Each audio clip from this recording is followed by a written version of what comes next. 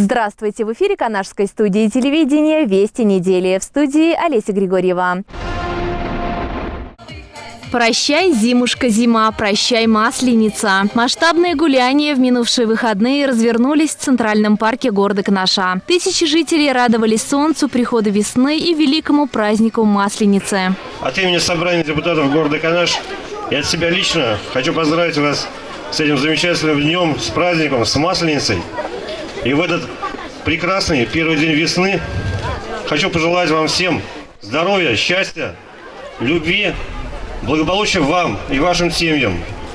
И, конечно же, в этот день, великий праздник Прощенного Воскресения, хочу попросить у всех прощения. Простите меня, если что не так. С праздником вас! Добра вам, счастья и здоровья! Хочу пожелать всем здоровья, счастья, благополучия, такого же вот солнечной, как сегодняшняя погода. К сведению, в пятницу город Канаш стал победителем в конкурсе малых городов России. И в этом огромная заслуга присутствующих здесь граждан. Почему? Потому что порядка 4500 жителей города Канаша активно участвовали и высказали свои предложения. И благодаря этому мы победили этот конкурс. Город получит 70 миллионов рублей из федерального бюджета на благоустройство летнего сада ДК.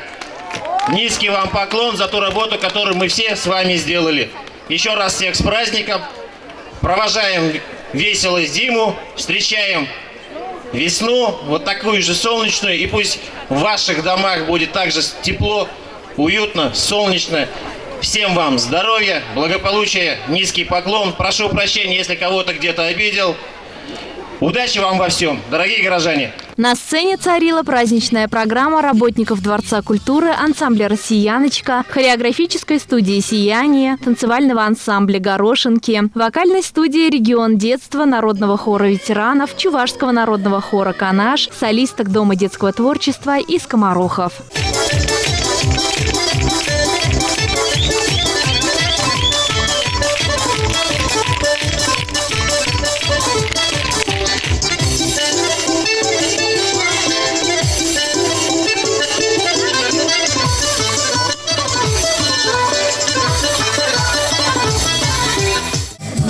Масленичный праздник, я даже не знаю, для меня это семейный, наверное, праздник, когда я могу со всей семьей своей сесть за стол, поесть блинов и сегодня прощенное воскресенье попросить прощения. Жители и гости города делились своим настроением, умением печь блины и знаниями о традициях старинного праздника Масленицы. Скажите, пожалуйста, какие масленичные традиции вы знаете? Ну, это в первую очередь с блинами связано. Вот. В Масленицу есть такая легенда. Первый блин отдавали медведю. Вот. Поэтому есть такое поверье. Первый блин комом, говорят. Это правильно будет не комом, а камом. Потому что медведь это по старорусской речи. Это кам называется. Кама. Вы умеете печь блины? К сожалению, нет. У меня всем этим обычно занимается супруга. Но на Масленице попробовать блины – святое дело. Вы знаете, для чего сжигают чучело? Чтобы все болезни ушли, да. Все страхи, все нечисти, все плохое, чтобы ушло и началась новая жизнь. На территории Центрального парка были организованы выставки декоративно-прикладного искусства. Торговые площадки предлагали ароматные шашлыки, пышную выпечку и наивкуснейшие блины. На сцене скоморохи развлекали взрослых и детей. В конкурсах с удовольствием участвовали канашцы и гости города. Дети катались на лошадях с бубенцами, женщины были наряжены в красивые расписные платки. Самые маленькие гости праздника катались на аттракционах. Кульминацией Масленицы стало сжигание чучела, символа ухода зимы и наступления долгожданной весны. Олеся Григорьева, Лилия Александрова, Константин Садюров, Елена Бладцева. Центральный парк. Более 2500 канашцев воевали на полях сражений в Великой Отечественной войне. 827 человек не вернулись с поля боя. Сегодня в Канаше проживают 15 участников Отечественной войны, 1 узник концлагеря, 1 ветеран, переживший блокаду Ленинграда, 317 тружеников тыла. Во Дворце культуры состоялось открытие Года памяти и славы. В связи с 75-летием Победы в Великой Отечественной войне Владимир Путин объявил 2020 годом памяти и славы. Также в 1989 году, 15 февраля, советские войска были выведены из Афганистана. Сегодня чествовали всех тех, кто защищал Родину, рискуя своей жизнью. На сегодня 15 участников войны в городе Канаше. Половина из них сегодня присутствует здесь. Низкий вам поклон за тот самоотверженный труд и то, что вы, не жалея себя, сегодня всем присутствующим здесь подарили мирное небо над головой. Действительно, война давалась очень тяжело. И не только тем, кто был на фронте, но и тем, кто трудился в тылу. Жертвовали всем.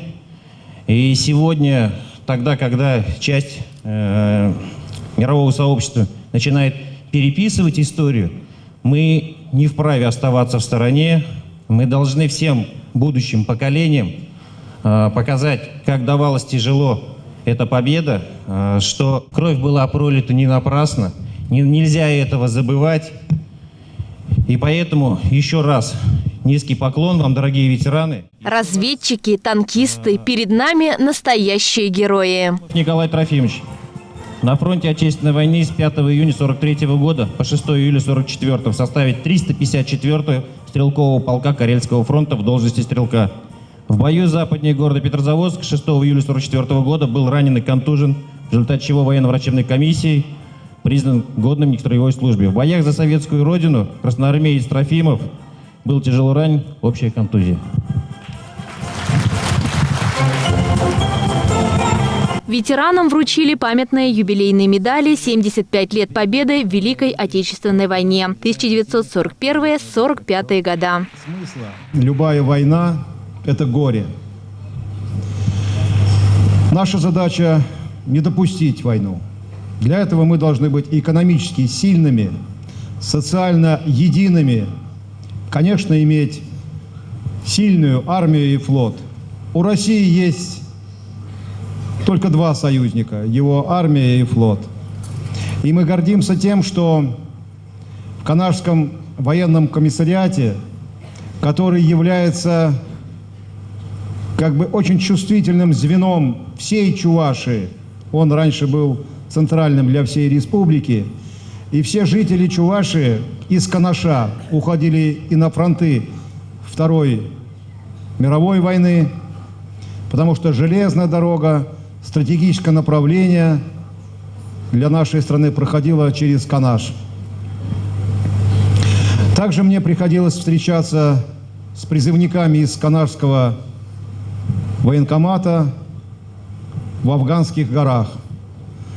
Все наши земляки в армии выполняли свои обязанности очень добросовестно, потому что чувашские традиции, чувашский народ, он трудолюбивый, послушный, смелый, ловкий, находчивый. И в рядах вооруженных сил наши земляки всегда вели себя очень достойно, и мы гордимся ими. Хочу вам сказать от имени командиров в погонах большое спасибо за воспитание сыновей. Хочу сказать словами нашего поэта: богатыри не вы, не будь на то ни Божья воля, не отдали б Москвы, это было в 1812 году, но в 1945 году мы выиграли всю войну, мы освободили весь мир. И я хочу сказать, это будет на века.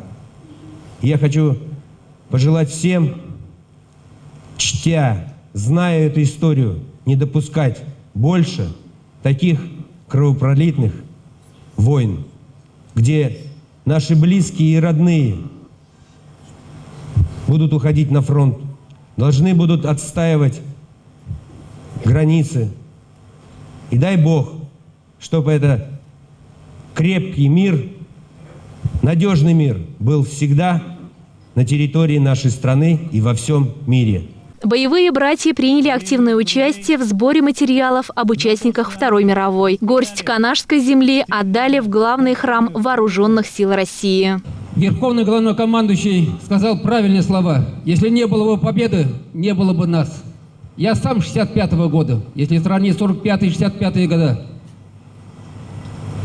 Министерством обороны Российской Федерации в этом году по 9 мая открывает главный храм, храм Победы, где будут молиться за наших ветеранов, к сожалению, которые погибли и остались на поле боя. Те ветеранов, которые вернулись с победой, и тех ветеранов, которые ныне живущих. Военный комиссариат по приказу министра обороны Российской Федерации с участием волонтеров города Канаш, волонтеров Победы, передали за 3 муниципальных образования более 4000 фотографий, где строится храм, будут пролистывать на больших экранах данных ветеранов в военной форме, гражданской форме. Также Министерством обороны принято решение, и мы передали с 11 братских могил с города Канаш, с Канашского района.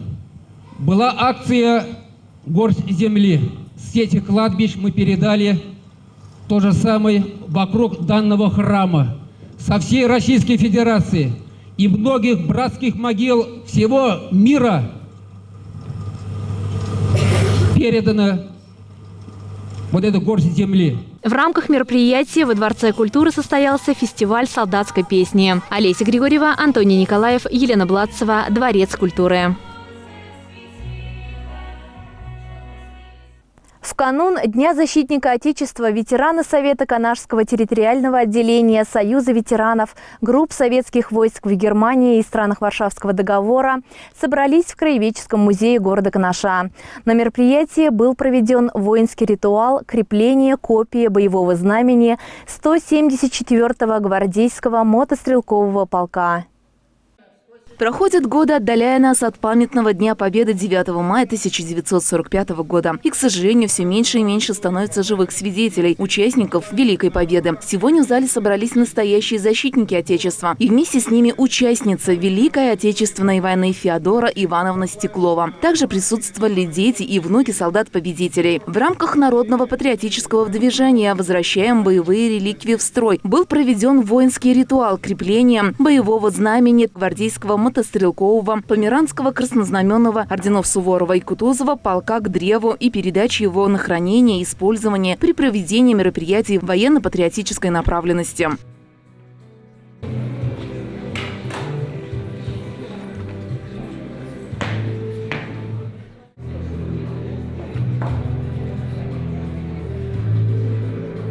Во всех районах и городах нашей организации существует около 2000 наших членов Союза. Что касается организации Канашского территориального отделения, они везде впереди. Музея первый раз открыли стенд участников, ветеранов ГСВГ. Больше 100 человек они показали. Вот сегодня это уже пример.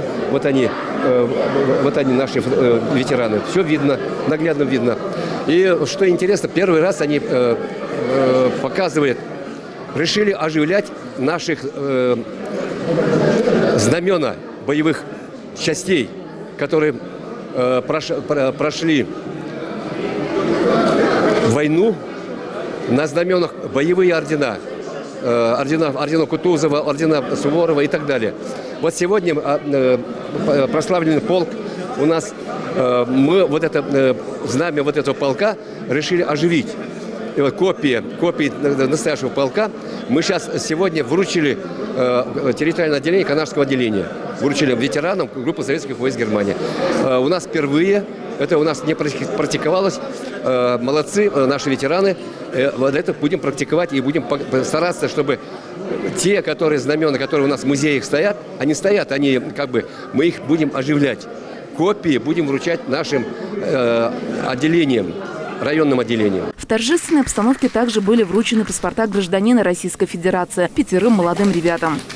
Я думаю, что наши ребята, которые сегодня получат паспорт, будут гордиться, что они граждане большой, огромной страны, Российской Федерации. И никогда не забудут про свою малую родину, Чувашскую республику и наш уютный, небольшой, но всеми любимый город Канаш. Безусловно, приятно, когда молодое поколение знает историю своей страны, чтит память воинов, защитников Родины. Многие из числа присутствующих, обучающихся школ и кадетов учебных заведений города Канаша, Чебоксара и Тивильска удостоились памятных наград, а самых активных молодых людей наградили медалями Союза ветеранов ГСВГ и ВД. Среди юных талантов награды удостоилась и внештатный корреспондент Канашской студии телевидения Екатерина Мельникова. Праздник был насыщен творческими номерами поэтессы Валентины Веденской, звучанием всеми любимых патриотических песен. По доброй традиции в завершении торжества участники праздника сделали памятную фотографию. Ирина Константинова, Антоний Николаев, Екатерина Мельникова, Елена Блацева. Вести недели. Лыжня России на протяжении 12 лет объединяет поклонников одного из самых популярных и массовых видов спорта. В этом году на лыжню встали 4115 участников. Самому старшему более 70 лет, самому младшему участнику нет и 3 лет. Забег «Лыжня России» в Канаше проводится с 2009 года. С каждым годом количество лыжников увеличивается. Настроение поднятое. Мы всегда рады таким мероприятиям. Я тоже очень рада «Лыжне России». Я тоже очень рада. Мы вообще не волнуемся, потому что мы пенсионеры и ходим в клуб «Нептун», плаваем. Канашцы выходят на забег целыми семьями. Родители приобщают детей к здоровому образу жизни. Здоровый образ жизни всегда ведем с семьей, с сыном. Каждый раз стараемся участвовать на таких мероприятиях. Нам очень радостно и весело. 4115 участников собрались сегодня в Центральном парке. Хороших стартов горожанам традиционно пожелал Виталий Михайлов. Мне хотелось бы пожелать всем, чтобы в душе у каждого такая хорошая погода была по всей жизни. Поэтому здоровья вам всем, благополучия. Сегодня у нас проигравших не будет, только приобретшие еще частичку здоровья и частичку, получается, дополнительных лет жизни. Удачи вам сегодня на трассе. Всего самого наилучшего. Многократная чемпионка мира по лыжным гонкам Дина Григорьева – ежегодный участник соревнований. Сегодня выступают 3 поколения спортсменов из ее семьи. Хорошее, отличное настроение. Погода такая... хочется бежать и бежать. Любой, кто выходит на старт, он должен пройти эту дистанцию до конца. И я тоже думаю, что пройду. Хоть и травма была, но должна. Это замечательная лыжня. Всероссийская гонка «Лыжня России». И когда я нахожусь в Канаше, я 12 лет работаю директором, я стараюсь ее ежегодно бежать в вип-забег. Систематические занятия физкультурой и спортом стали доброй традицией среди молодежи и взрослого населения города. Сегодня, во-первых, радует погода. И эта погода, она передается настроению людей. Видите улыбки тех наших спортсменов, которые сегодня стартуют, с большим удовольствием уходят на дистанцию. И мне хочется, чтобы это было только не во время «Лыжни России», а постоянно в течение всего лыжного сезона. Как думаете, лыжники волнуются перед стартом? Ну, конечно, волнуются. Хоть и многие знают, что сегодня проигравших не будет, но все равно волнуются. По окончании соревнований победители были отмечены медалями и призами. Олеся Григорьева, Константин Садюров, Лилия Александрова, Центральный парк. 4-й межрегиональный педагогический форум «Урок. Педагог. Современность». В рамках празднования столетия чувашской автономии на базе детской музыкальной школы имени народного артиста СССР Максима Михайлова педагоги провели форум на тему «Инновационное развитие системы дополнительного образования». В форуме приняли участие артисты из Татарстана, Марии Эл, Нижегородской области, Санкт-Петербурга, Челябинска, преподаватели из Чебоксар, Шумерли, Канашского, Алатырского, Янтиковского, Чебоксарского районов. Состоялись мастер-классы, открытые уроки, секционные доклады. Концерт студентов Марийского республиканского колледжа культуры порадовал любителей баяна и скрипичной музыки. Приятным и долгожданным сюрпризом для всех стал великолепный концерт «За полчаса до весны». С большим нетерпением канашцы ждали творческую встречу с композитором Сергеем Морозовым, заслуженным работником культуры Республики Марий Эл, преподавателем Республиканского колледжа искусств. На сцене царила музыка и маэстро. Это был несказанно красивый и яркий праздник детского музыкального искусства. Я точно помню, какие мои любимые были песни в детском саду. И помню себя в детском саду, потому что вот клавиатура рояля была мне как раз по носу вот так. Я себя помню вот по этому ориентиру, вот так вот. Помню, какие мне играл музыкальный руководитель вещи пьесы. У нас был именно рояль, а не пианино. И у нее было образование профессиональное. Участники и слушатели форума были единодушны в своих отзывах о состоявшемся мероприятии. Очень полезным, востребованным, показавшим музыкально-педагогическое дерзание всех участников. Весь коллектив Канашской детской музыкальной школы также в очередной раз показал профессионализм, сплоченность и организованность.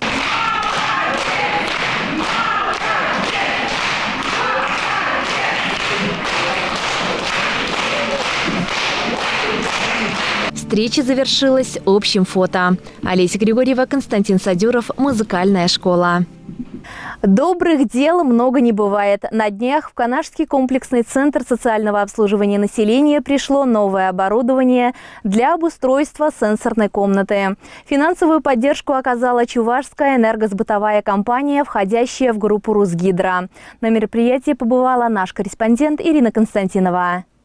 В Канашском комплексном центре на сегодняшний день наблюдается более 300 детей с ограниченными возможностями здоровья. Как признается руководитель центра Марина Никитина, в учреждении имеется все самое необходимое для реабилитации детей. Однако наличие новой сенсорной комнаты даст возможность улучшить показатели адаптации детей. На эти цели Чувашская энергосбытовая компания в рамках благотворительной помощи выделила порядка 400 тысяч рублей. На эту сумму уже закуплены светомузыкальные полусферы, видеопроектор, интерактивная акустическая панель, наборы для песочной терапии, оргтехника и многое другое. Дети уже с удовольствием проводят время в расслабленной атмосфере. Социальная направленность благотворительной деятельности Русгидро – это один из основных приоритетов. Наверное, понятно, что надо помогать тем, кто больше всего в этом нуждается. И сегодня вот в этом реабилитационном центре мы видели ребят, детей, у которых возникли сложные жизненные ситуации. У кого-то со здоровьем, у кого-то проблемы в семье. И помощь и поддержка извне, которая показывает, что есть хорошая жизнь, есть добрая жизнь, красивая жизнь, наверное, для них самое важное. Поэтому и в группе компаний мероприятия этой направленности являются приоритетными. Это мероприятия программы помощи материнству и детству, помощи роддомам, перинатальным центрам и вот таким центрам социальной реабилитации именно для детей.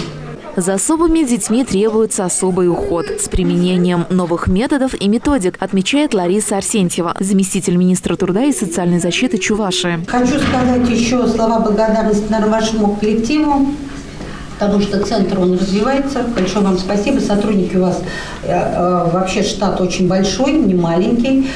Если ранее отдельно у нас был детский центр и взрослый центр отдельно, теперь их объединили. То есть у вас появились и возможности больше, и сотрудничать с взрослыми. Вы прекрасно знаете, что у нас в Чебоксарах и в других, конечно, районах очень активно серебряное волонтерство, и поэтому надо привлекать лиц старшего поколения в предоставлении услуг детям. Адаптационный и воспитательный процесс протекает благодаря ежедневному труду сотрудников центра. И сегодня, пока одни развивают моторику рук, концентрацию внимания благодаря лепке, с другими детьми занимается логопед и музыкант. И даже игру детей особые, развивающие координацию движения. Работа очень тяжелая. У меня ребенок инвалид, не ходит, она не сидит, ползает. Для того, чтобы ее поднять, посадить на стул, на горшок, это очень большой труд. Для меня самой это труд, она больше 25 килограмм весит. Они посторонние люди нашим детям. Они выполняют свою работу просто исключительно хорошо. В общем, благодаря социальному партнеру Чувашская энергосбытовая компания сегодня сбылась мечта не только детей, но и родителей. На сегодняшний день в центре трудятся более сотни сотрудников. Гости мероприятия выразили им огромную благодарность за доброту и участие в судьбе каждого нуждающегося. Родители, в свою очередь, пожелали, чтобы труд всех сотрудников центра достойно оплачивался. Соответствующее письмо передали в Минтруд Чувашии. Ирина Константинова, Константин Садюров. Вести недели. А на этом наш выпуск завершен. Удачной вам недели. До свидания.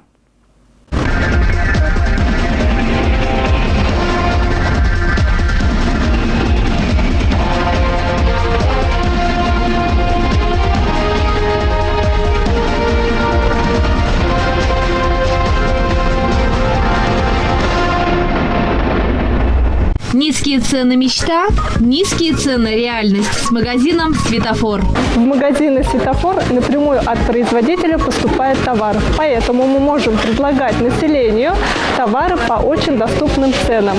На постоянной основе проводятся акции, чтобы ваши покупки стали еще выгоднее. Все группы товаров – продукты, бытовая техника, посуда, бытовая химия, одежда, обувь, хозяйственные товары, товары для дома и многое другое. Постоянные акции помогут сэкономить ваш бюджет. Мы здесь для праздничного стола все взяли, все необходимое. У нас, конечно, большое мероприятие. Завтра у нас свадьба. Вот мы готовимся с настроением. Здесь мы экономим свой бюджет. Нам нравится сюда приезжать. Мы частенько сюда приезжаем, покупаем все необходимое. Покупками довольны, наверное. Да, очень довольны. Огромное количество новинок, детские товары, игрушки, товары для домашних питомцев. Все по самой низкой цене. Я очень часто хожу в «Светофор». Здесь очень выгодно покупать. Мне очень нравятся продукты, ассортимент. Здесь очень часто ходит много народа. И приходите в «Светофор». Приходите в «Светофор», совершайте умные покупки, экономьте вместе с нами. Будем рады вас видеть. А сегодня мы вам предлагаем купить товары по акционным ценам. Подсолнечное масло 5 литров 299,90. Грунт 60 литров 149,90. Лучшие товары и лучшие цены у нас. Город Канаш, Котовского, 4.